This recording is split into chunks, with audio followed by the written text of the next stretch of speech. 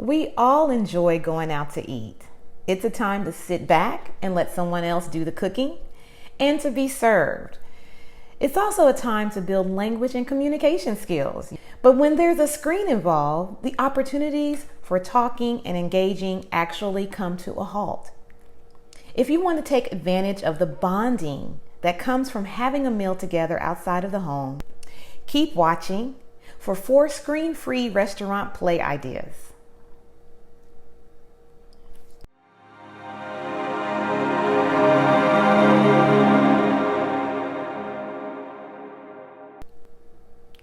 Hey there, it's Dee the SLP with Spirit Speech Consulting.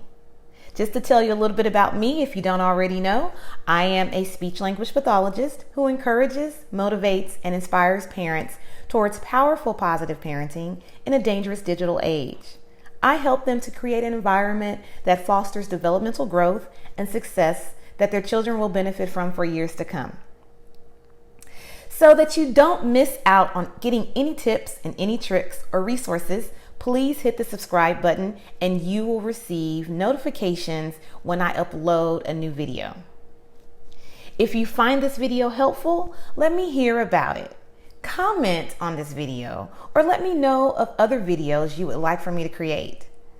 If you know of someone who could benefit from this information, then please share it with them. We know that sharing is caring, right? If you would like to follow me on other platforms, you can find me at Spirit Speech Consulting on Instagram and YouTube, and also TikTok. I also have a parenting group on Facebook called Intentionally Connected Parenting. This would be a way to get support from other parents, sharing how they are learning to make better digital decisions for their families. So join us on Facebook at Intentionally Connected Parenting. Okay, well now let's jump on into the video. I want to say up front that I am not anti-screen time. Good quality programming can be helpful at the right stage and the right time. So having said that, dining out is not the right time for screens. This is an incredible time to learn about social norms, how to respond to a server, building vocabulary with objects not normally seen in the home, and most of all, this is a great time for connection with the family. You don't want to miss out on this time and allow the screen to rob you of this precious opportunity. So what can you do?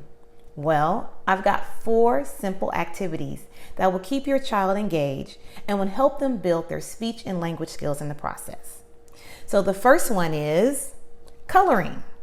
You probably don't realize how much language and communication skills you can get from just coloring. Most restaurants already have coloring sheets and crayons for your child, but if they don't, go ahead and pack a Ziploc bag of some crayons and just fold some blank sheets of paper. But through coloring, you can get a lot of creativity. You can create whatever. And let me just say too, I like blank sheets of paper rather than an already illustrated picture for your child to color in, because it really provides more opportunity for creativity and imagination. And we know that that is a great way to build language skills, is for your child to create on their own, for them to imagine things, for them to make a funny looking person with their eyes down here instead of up here. That's okay. It's their imagination. And as they grow and mature, they'll use that imagination for other academic skills and other skills that they'll need in life. So there's a lot that can go on in coloring, but it also keeps children busy, and you as the parent can jump in and color also.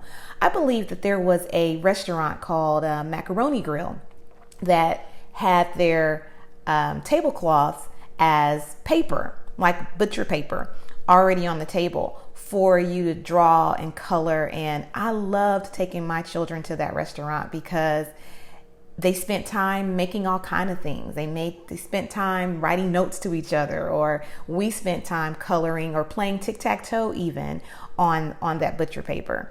So again, it is such a great way to provide an opportunity for talking, for bonding, for connecting, and then also building language and communication skills in the process. Number 2 is the ABC game. Now with this, you can use straws or utensils and you can form them into letters. Letters like the letter A, the letter L, the letter F, the letter H, very block size letters, the letters K, the letters M, N. You can do that at the table, and you can even try to figure out words that start with those letters. And if you have older children, then have them to create a sentence from the word that start with those letters. But again, that's just another way to involve the whole family, and you're not on the screen, you're talking, you're engaging, you are interacting with each other, and your child is learning more words, more language, and it's a win-win for the whole family. All right, so number 3 is the I Spy game. And I love this game. If you saw my games for long car rides, I think I mentioned that one in this game too, in that video also.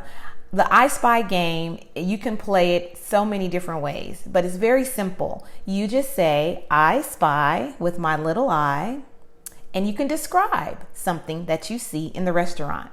This is so great for descriptive language, for your child to guess, for your child to use descriptive language and ask you questions or what they spy and see in the restaurant. So, and it can be a menu, it can be money, it could be the server, the waiter, the waitress. So something that's very simple, you can say, I spy with my little eye something you use to cut with. And then they would have to say knife.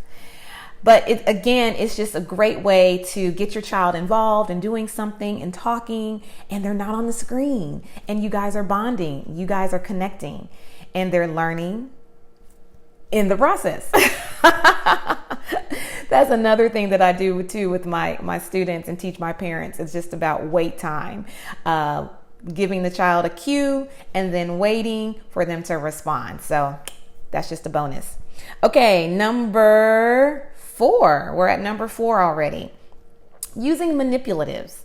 So manipulatives are just things that your child can manipulate with their hands. So things like Play-Doh, things like little small figurines, or I remember when I was a kid, my brother had little army men, and he would line them up, and they didn't even move or anything, but man, the imagination that came from that. He would line them up and have a whole war going on with these little army men. But that's what kids need. They need to play like that. They need to imagine. They need to create. They need to think and problem solve and dialogue and go back and forth with asking questions and answering questions. That's really how the brain is built best. And that's how you build language skills. So bringing little things like the Play-Doh or little toys, figurines that they can play with at the table, and you play along with them, and you can create a whole movie or a whole scene of something. But that's such a better way to spend that time at the restaurant, because you guys are connecting, you're talking, you are interacting, you are building vocabulary, you are answering and asking questions. And the child too is seeing how to respond in an outdoor environment outside of the home. And so keeping their inside voices, or not really inside voices, because restaurants are noisy and are loud. So, but it's helping them to see too how, I would say, restaurant etiquette, to how to have good restaurant etiquette. But when they're on their screen, they're tuned out. They are not engaged in the whole social process. So they're tuned out, and they don't have that responsibility of how to respond in a social setting. So again, these are just some very quick things that you can do, easy things that you can do, but very, very powerful things, because it provides you the opportunity to engage with your child at a very, very great a time, such as having a dinner outside of the home, a time where the family can all join. They're at the same place at the same time, how often does that happen really when we have busy families these days? It's hard to get the family together at the same place at the same time. So it's a great opportunity for the child to see family dynamics, to be involved in the conversation, to be involved in the dialogue, and for you as a family to bond together in interacting and engaging. So I hope this was helpful. As I said at the beginning of the video, if you found this helpful, please share it with other people.